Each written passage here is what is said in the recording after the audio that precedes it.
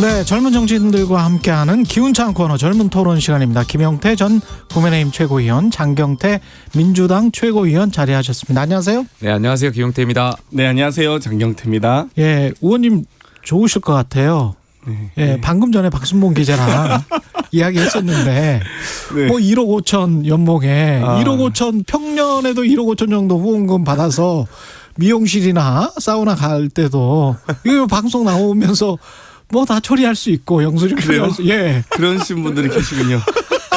저는 예. 미용실 제 돈으로 내 돈 내산입니다. 네. 아, 내 돈 내산. 네. 예. 근데 사실 뭐 후원에 1억 5천이라고 네. 하지만 1억 5천 채우기도 정말 힘들고요. 1억 네. 넘기는 의원님들이 많지도 않고요. 그 스타들만 그러는 그렇죠. 거예요? 1억을 누가 뭐 아니 스타시잖아요. 민주당 스타 아니세요? 자린고비라고 해주시고. 근데 아무튼 민주당의 자린고비? 그 예. 지역사무소가 보통 예. 한 달에 한 1,000만 원씩 들어가기 때문에 1억 2천 정도는 이 구경도 못한 돈이에요 거의. 그래서 한 나머지 왜냐면 지역구 사무소가 그럴 수밖에 없고. 거기에 다 완전 이 돈이 이제 많이 들기 때문에 왜냐면 뭐 직원도 있어야죠. 그렇죠, 그렇죠. 뭐 그다음 뭐 사무실 임대료 300, 뭐 조기 축기. 알았어요. 네, 네, 알았어요. 또 우는 소리 하지 마세요. 네. 그 말씀하시자마자 갑자기 장경태 의원님이 여기 KBS 물통을 갈아주시더라고요. 정수기에 물이 비었다고. 제가 노동을 했습니다. 예. 땀 흘렸습니다. 예. 일단 G7 회담부터 평가를 해보겠습니다. 김태혁 국가안보실 1차장은 우리 윤석열 대통령의 국제적인 인기가 상당히 좋구나 하는 걸 느꼈다. 이분은 잘 느끼시네. 예, 어떻게 보세요?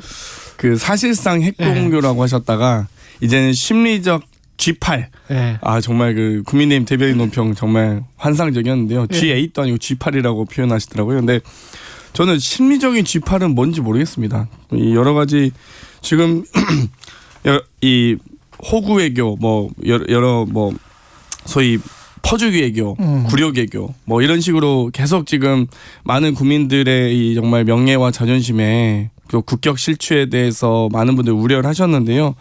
거기에 대해서 이 바이든 미국 대통령께서 룬 프레지던트라고 하지 않았습니까? 룬이라는 의미는 얼간이, 멍청한, 게으름뱅이라는 의미거든요. 또 제가 한 거 아닙니다. 또 고발하지 마시고요. 예. 어찌됐건 이 룬 프레지던트라고 표현하는 것 자체가 대단히 대한민국 대통령을 정말 이렇게까지 생각하는 거 아닌가라고 생각하고요. 뭐 외교 슈퍼 위크라고 하셨던데 그 위크가 약하다 할 때 위크 아닌가, 외교 슈퍼 호구라는 의미로 쓰신 게 아닌가라고 싶을 정도로 지금 이제 일본 미국과 다 퍼주기 굴욕 구걸 외교 이렇게 하셨다고 보여지는데 이제 어찌됐건 대한민국 과연 얻은 게 뭡니까? 반도체를 얻었습니까? 자동차 관련된 이익이 있었습니까? 뭐 어찌됐건 많이 퍼주기 하시고 오셨는데요. 좀 이런 부분에 대해서 더 이상 대한민국 국격과 국익을 훼손하지는 않았으면 좋겠습니다. 상당히 그 반론이 많으실 것 같습니다. 그러니까 저는 이런 말씀들 나올 때마다 외교라는 것을 단판 승부라고 생각 안 하셨으면 좋겠어요. 그러니까 여러 번 계속해서 만남을 가질 것이고 지금 어쨌든 그 대통령께서 뭐 한미일 정상간의 어떤 우호도 다지고 과거 정권과는 다른 그러한 모습들을 국민들께 안정성을 보여드리고 있잖아요. 그런 측면에서 굉장히 자신감이 올라오신 것 같고 아마 김태호 차장이 그런 측면을 말하는 것 아닐까에 대한 생각도 있고요. 그러니까 저는 분명 말씀하신 대로 뭐 장경태 의원께서 계속 비난도 하시는 것 같은데 그러니까 저는 뭐 야당 측에서 하실 수 있다고 생각해요. 근데 이러한 대통령의 어떤 외교에 대해서는 5년 뒤, 그러니까 지금 당장의 어떤 성과를 보기보다는 5년 뒤에 좀 이 정권이 끝날 때쯤 한번 다시 평가를 해주시는 게 더 옳지 않나. 저는 외교에 있어서는 대통령께서 지금은 작년에 비해서 훨씬 더 나은 방향으로 나아가고 있다고 생각합니다. 근데 5년 기다릴 필요가 있나요? 룬이라는 거는 윤을 잘못, 이 부분이 약간 좀 그런, 바이든 대통령이 이런 말실수를 많이 하잖아요. 그래서 윤을 잘못 발음한 것일 수도 있겠습니다. 제가 보니까. 아니 저는 LON하고 YON하고 약간 저는 영어로 비슷하기 이제 때문에. 그러니까 풍자하신 거라고 봐요. 그러니까 저희도 예를 들면 그건 아닌 것 같아. 내가 보니까 근데, 지금. 근데 이걸 미국 대통령의 실수다라고 하기에는 그러면은 미국 대통령께서 사실 공식적으로 사과하셔야죠. 이 정도는. 이분은 말실수를 자주 해요. 근데 이게 예, 말이 좀 대한민국 대통령한테 얼간이 대통령이라고 표현했는데 그러면 미국 대통령이 그러면 사과해야 되는 거 아닙니까 이걸? 공식적으로 그런 뜻은 아니었겠죠. 아니 그 왜냐하면 문맥상 이렇게 보니까 그런 말이 나올 그런 문맥이 아니야. 처음에 이렇게 말할 때 그런 거라서 제가 보기에는 약간 좀 확장 해석이지 않나. 뭐 그런 생각도 들고요. 예. 뭐 그러니까 이런 표현 이후에 갑자기 대한민국 언론이 많은 기사들이 쏟아져 나오더라고요. 예. 미국 대통령 말실수 이러면서 참 아무튼 참 가지가지한다 싶습니다. 네. 예. 그리고 노무현 전 대통령 추도식에는 그 뭐 여야가 다 노무현 정신을 기억하자. 근데 의미는 약간씩 다 다른 것 같고요.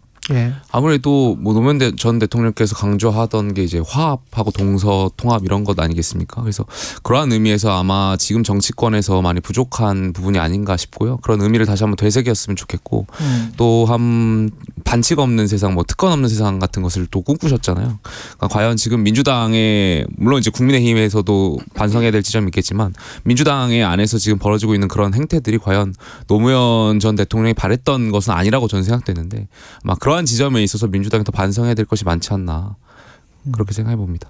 네. 노무현 대통령께서는 저도 정말 이 2009년 당시 연결시장을 지키던 때가 기억나는데요. 제가 운구 차량도 수행했었기 때문에 이 검찰의 보복 수사로 인한 정말 이 슬픔이었다는 게 모든 국민들이 알고 계시고요. 정말 이 돌아가신 지 이렇게 긴 또 짧지 않은 시간이 흘렀음에도 불구하고 두 번의 또 정권 교체가 있었음에도 불구하고 아직도 검찰에 의해서 행해지는 이런 무리한 수사, 이렇게 답정너 수사 이런 부분들이 좀 이제는 좀 대한민국 사회에서는 좀 사라져야 돼. 오랜 정말 약습 아닌가 싶습니다. 그리고 그 민주노총 집회 관련해서 좀 넘어가 볼까요? 왜 집회 시위 제한을 검토하겠다고 하는 거는 이게 일련의 어떤 흐름 같기도 해요. 왜냐하면 그 올 초인가요? 2월인가에 원희룡 국토부 장관이 조폭 이야기를 했거든요. 노조 쪽을 향해서. 그러다가 대통령이 건폭 이야기하고 그러면서 이제 뭐 여러 가지 일이 있었고 그다음에 안타깝게도 한 분이 이제 돌아가시고 뭐 이러면서 또 조선일보 보도가 이상한 보도가 나왔었고 뭐 이런 것들이 전반적으로 뭐 좀 연결이 되나 이런 생각이 들기도 하고요. 어떻게 보십니까? 뭐 윤석열 대통령과 또 가장 또 윤석열 대통령께서 사랑하는 조선일보가 여러 가지 단독 인터뷰 등을 뭐 여러 차례 진행했었지 않습니까? 그렇기 때문에 뭐 두 분의 뭐 친분과 연관관계는 많은 국민들께서 아시려 보고요. 다만 이 윤석열 대통령께서 본인이 한 말씀은 좀 본인이 지키셨으면 좋겠어요. 간호법도 하시겠다고 했는데 거부권 행사하셨는데 본인이 취임식부터 시작해서 수차례 뭐 여러 언론과 뭐 연설과 인터뷰 통해서 자유 하셨었는데 왜 헌법에 명시된 집회 자유는 이렇게 깡그리 무시하시는지 정말 자유 중요하다고 하시잖아요. 근데 집회의 자유, 양심의 자유, 국민의 알 권리, 언론의 자유 이런 거 다 중요한 거 아니겠습니까? 왜 갑자기 전용기에서 내려라고 하고 언론 보도가 이상하다고 하고 언론에 나가는 패널들이 문제가 있다고 하고 지금 김용태 전 최고위원도 지금 약간 블랙리스트 비슷하게 지금 되셨는데 이런 자유 하시면서 김용태 최고위원은 무슨 색깔이에요? 분류가 됐습니까? 좀 빨간색 당연히 빨간색. 빨간색입니까? 빨간색인데 이제 천하용인색이라고요. 천하용인색 무지개색? 빨간색입니다.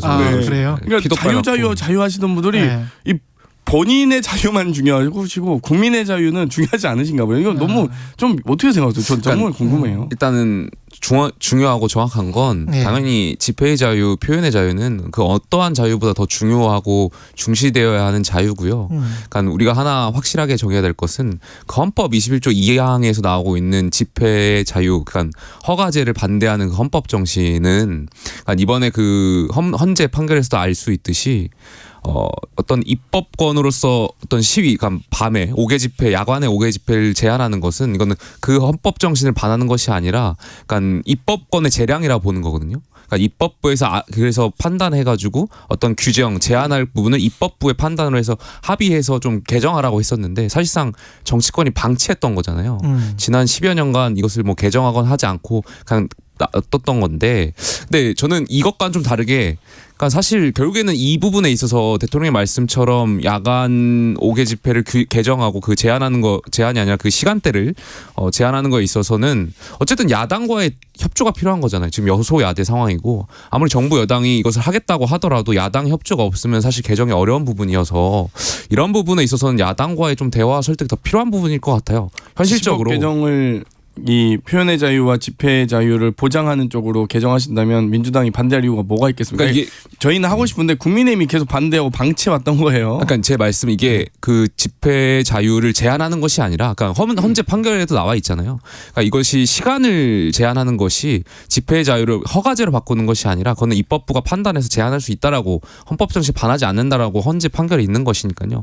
그 부분에 있어서는 입법부가 특히 여당도 야당의 어떤 협조가 굉장히 중요한 부분이기 때문에 이것을 뭐 이렇게 일방적으로 발표할 것이 아니라 야당과의 대화가 더 필요한 부분 아닌가. 그러니까 아무리 이것을 저희가 국민들께 말씀드려봐야 국회에서 통과되기 어려운 부분이 현실적으로 있는 거잖아요.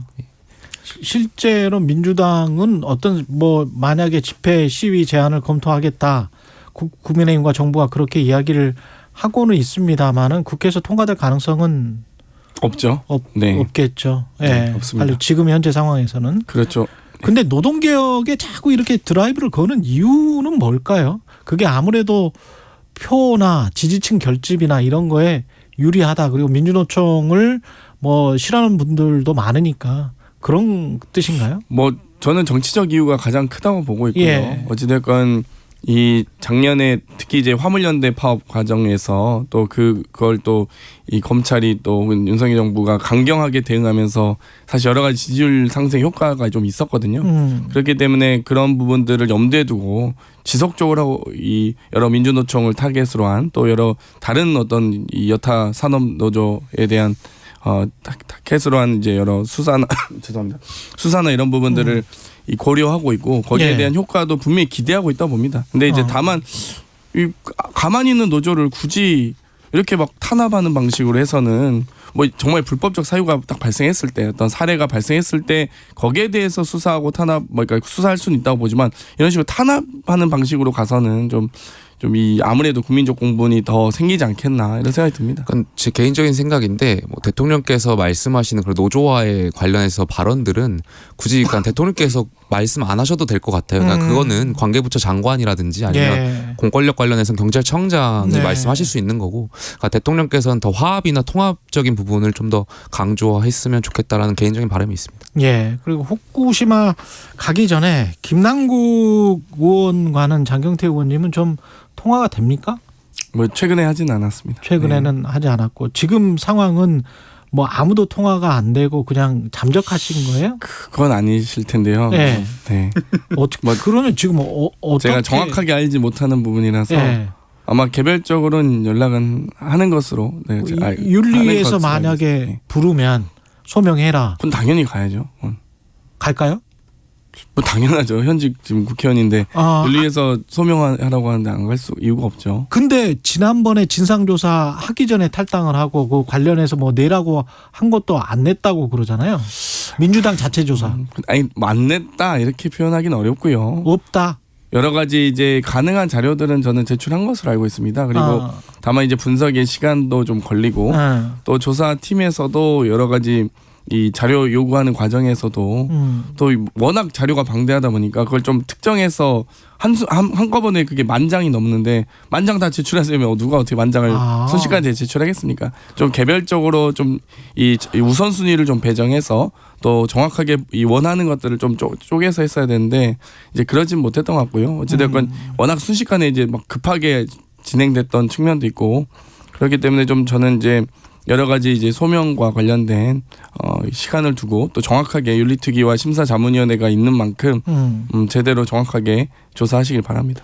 그 장경태 의원께서 대통령에 대해서는 굉장히 비아냥도 하시고 하시더니 김남국 의원에 대해서는 굉장히 말을 아끼시네요. 그러니까 지금 온 국민 그리고 여의도의 기자들을 추노꾼으로 만들어 놓고서 김남국 의원께서 물론 김남국 의원께서 방어권도 있고 본인이 이제 뭐 개인적으로 묵비권도 있고 하다 보니까 피할 수 있겠죠. 그런데 김남국 의원은 국회의원이잖아요. 정치인이고 그러니까 정치를 더 이상 안 하실 생각인 것 같고요. 만약에 하실 생각이면 국민의 이러한 거 해명, 그냥 의혹에 대해서는 본인이 직접 나서서 떳떳하게 해명해야지 지금 왜 숨는지 저는 도저히 이해가 안 가고요. 그러니까 이 코인이라는 것이 2030 세대에 굉장히 많은 어떻게 보면 지푸라기라도 잡는 심정으로 빚을 끌어다가 많이 투자해서 돈도 잃었는데 본인은 그런 돈 쪽쪽 다 재산 증식 쓰신 거 아니에요.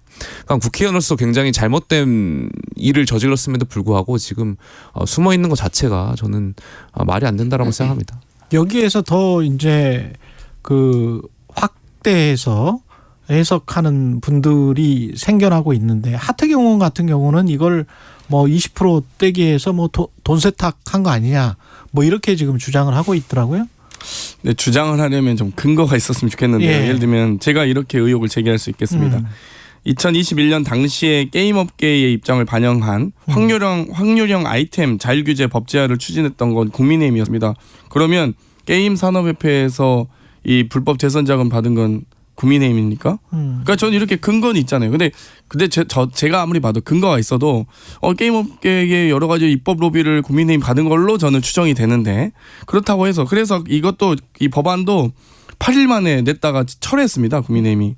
그러면 제가 보기에는 이거 대단히 입법 로비가 있었던 걸로 보이는데 그렇다고 해서 제가 대선 자금이라고 주장 안 하잖아요. 그러니까 좀 주장을 하시려면 근거를 좀 가지고 예를 들면 자금 흐름이 뭐 이 대선으로 들어갔다거나 뭐 이런 근거가 있어야 되는데 구체적이어야 된다. 근거가 없이 그냥 아니 뭐 코인에서 돈을 좀 벌었다. 근데 그 시기가 뭐 대선에 좀 맞물려 있다.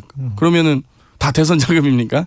그러니까 이렇게 좀 주장해서는 안 되죠. 네. 저도 그 부분은 되게 조심스러워야 된다고 생각해요. 의혹 제기하는 데 있어서 굉장히 신중해야 된다고 생각하고 있고 아니 그리고 상식적으로 이재명 대표가 굉장히 노련한 사람일 텐데 김남국 의원한테 상식적으로 그걸 맡기겠습니까?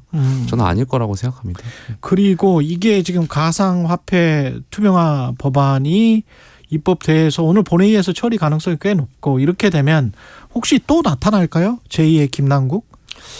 아니 아마 있을 수도 있지 않을까 싶어요. 왜냐하면 뭐 알 수는 없는 거니까요. 예. 근데 국회의원이라고 하는 분들은 사실 일반 국민들에 비해서 어떤 정보라든지 특히 코인에 관련된 정보를 더 얻기 위한 고급 정보를 얻을 수 있는 그런 위치에 있잖아요. 아무래도 어떤 업계의 사람들과 접촉하고 그 과정에서 내부 정보를 얻을 수도 있는 위치에 있고 그러다가 보면은 공직자의 본분을 잊고 아마 코인으로 본인 명의 아니면 혹은 차명 계좌 명의를 하실 수도 있지 않나. 그런 지금 신고하면 아니 차명 계좌로 했으면은 그거는 뭐 거의 불법이고 무조건 불법이죠. 예. 네. 신고를 할 때 굉장히 부담스러울 것 같은데 국회의원들 입장에서는 만약에 했는데 사실은 뭐 돈 100만 원 정도밖에 안 했다. 10만 원밖에 안 했다. 그런데 이제 신고를 하려고 하면 좀 그렇잖아.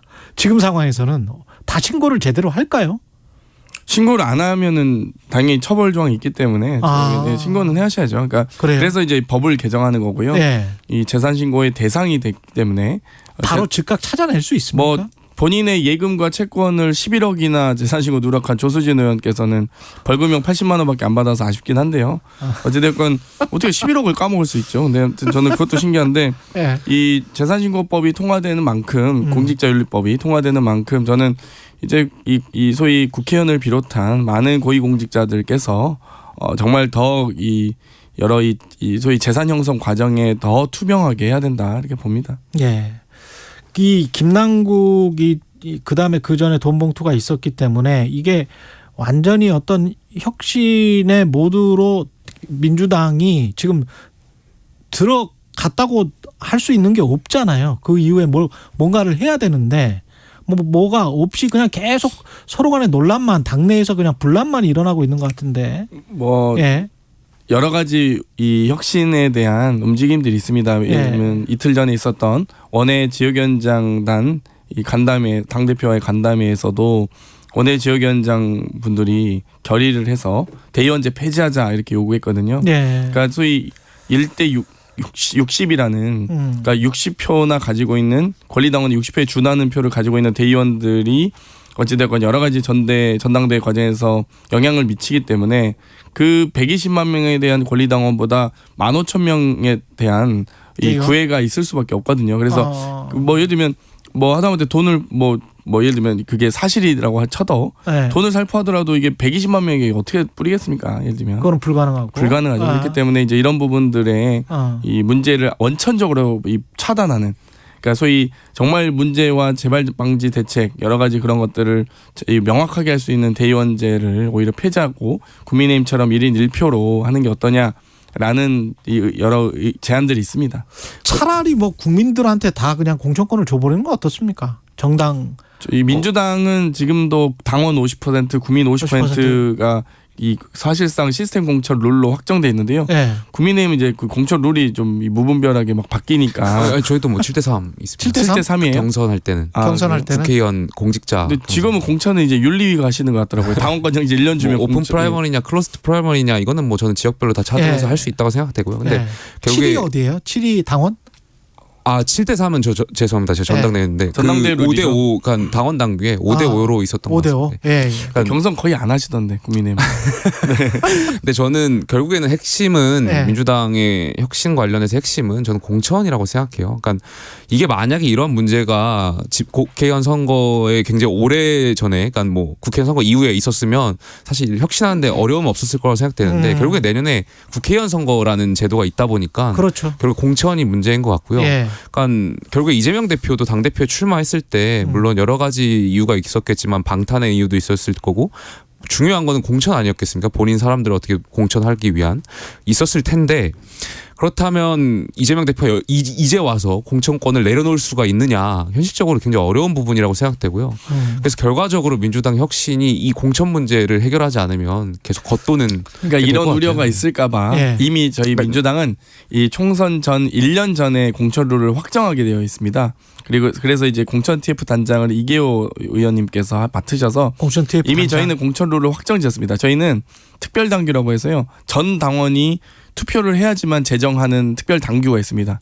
그래서 공천 관련된 모든 룰, 경선을 원칙으로 한다. 그러니까 인위적인 컷오프를 할 수 없게 하는. 그러니까 이재명 당대표가 예를 들면 공천권을 막 행사하려고 해도 컷오프나 이런 것들이 이 권한이 있어야 되거든요. 근데 그 경선을 원칙으로 하는.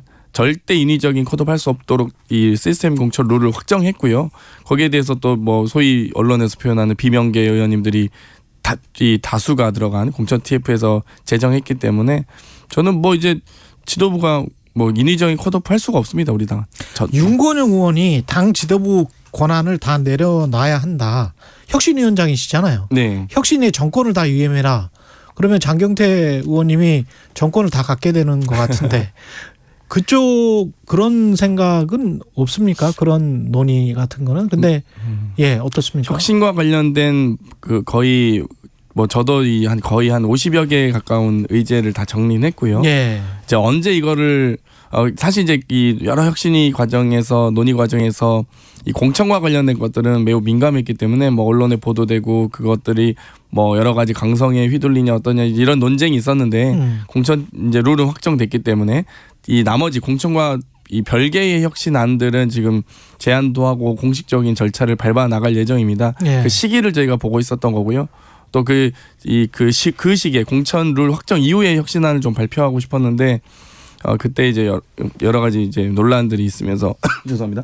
논란들이 있으면서 못했고 그래서 그런 혁신안 또한 근데 당의 어떤 당원 당규 개정 절차에 준해서 따라야 됩니다. 정식 절차가 있기 때문에 그 절차를 다 패싱해서 이 당원 당규를 개정할 수는 없거든요. 예. 그렇기 때문에 뭐 윤건영 의원님께서 얘기하신 것도 이 지도부의 정권을 내려놓을 만큼 예. 혁신에 대해서는 지도부의 어떤 권한 이런 것들까지도 충분히 혁신 동력을 만들어야 된다라는 이 당에 대한 충심이라고 봅니다. 공천 혁신안이라는 것이 굉장히 뇌수술 같은 거라고 저는 생각해요. 예. 굉장히 복잡한 거거든요. 예. 예를 들면 이런 거예요.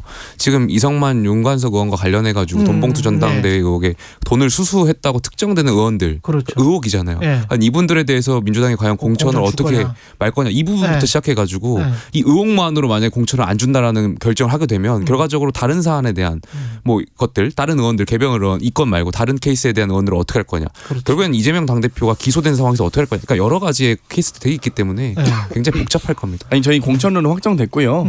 그리고 그 국민의힘과 다르게 국민의힘은 탈당했다가도 조용히 주도세도 모르게 막 복당하시잖아요. 저희는 1년간 복당이 금지되어 있는 당입니다. 그렇기 때문에 아주 다르죠.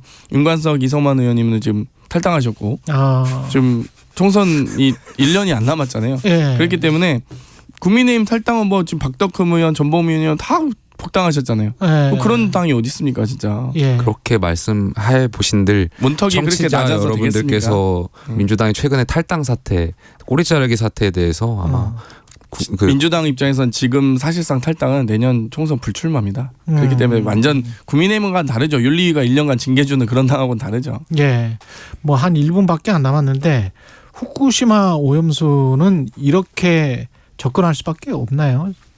그러니까 저는 대통령께서 예. 그것도 정부 여당에서 이 시찰단에 대해서 굉장히 우리 국민들께 안심을 드리기 위해서 과학적으로 검증하기 위해서 보낸 거라고 생각되는데 그것이 결과적으로 국제정치상에서 좀 정무적으로 꼬여 있는 것 같아요. 그러니까 IAEA 결과랑 만약에 케이스를 생각해 보면 이 시찰단의 보고서 만약에 다르게 나왔을 경우 어떻게 대처할 것이냐부터 시작해가지고 굉장히 여러 케이스가 있는데 오히려 IAEA 결과를 좀 더 기다려봐야 되지 않나 이렇게 좀. 아니 저는 이거 진짜 심각하다 보는데 어제 과방위에서도 여러 논란이 있었지만 이 묻지마 관광도 아니고 시찰단이 누가 가는지 어디로 가는지 일정이 어떻게 되는지 민간 전문가 포함하려고 했더니 일본 측이 반대한 거 빼고 그럼 무슨 시찰입니까? 관광하러 가는 것도 아니고 대한민국 과학자 중에 누가 2박 3일 만에 방사능 수치 다 분석해서 올 수 있는 과학 기술이 있습니까 지금?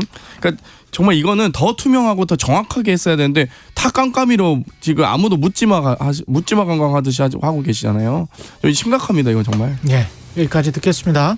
김용태 전 국민의힘 최고위원, 장경태 민주당 최고위원이었습니다. 고맙습니다. 감사합니다. 예, 5월 25일 목요일 KBS 1라디오 최경영의 최강시사였습니다. 고맙습니다.